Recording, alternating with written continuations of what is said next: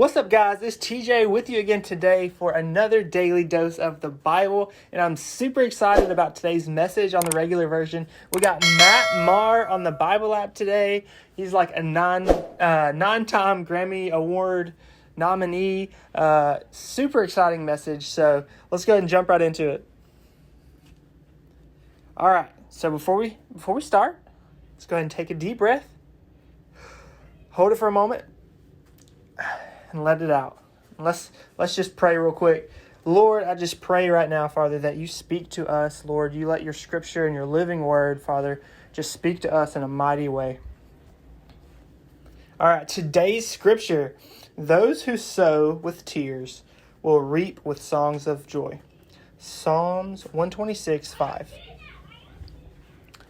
All right, so when I first seen the scripture, I was like, okay, where's this going? But this gets awesome. All right, let's go. Hey everyone, I'm Maher. I'm coming to you from Nashville, Tennessee. It's good to be with you. Psalm 126 verse 5 says, "Those who sow with tears shall reap songs of joy." This is good news for me because I'm a songwriter. But what does it mean for you? So let's kind of dig into it a little bit.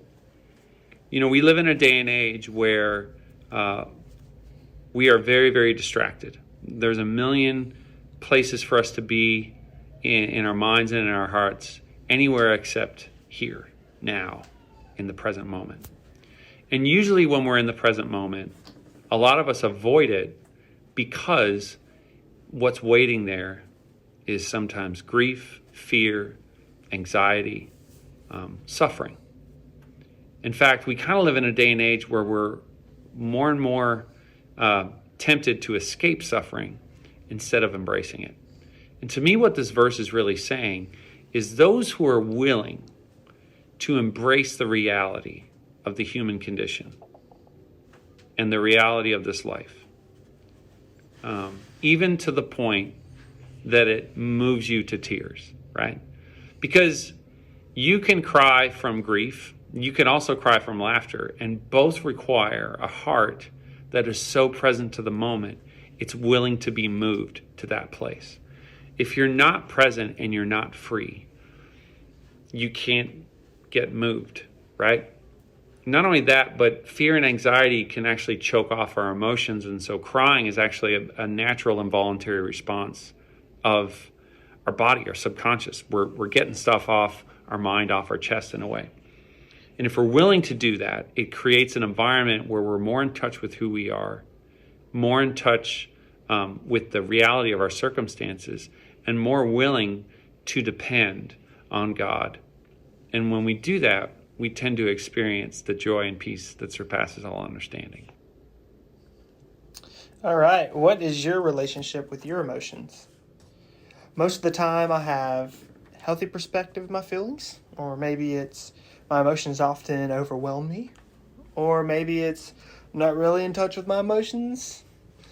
I know I've definitely been victim of just ignoring emotion, right? Just that daily grind, you got to go to work, got to put that smile on, take care of the job, right? So that you can take care of the fam. I know I've definitely been a victim of that before. Just ignoring it, right? Holding it in. But God, He really wants us to give it to Him.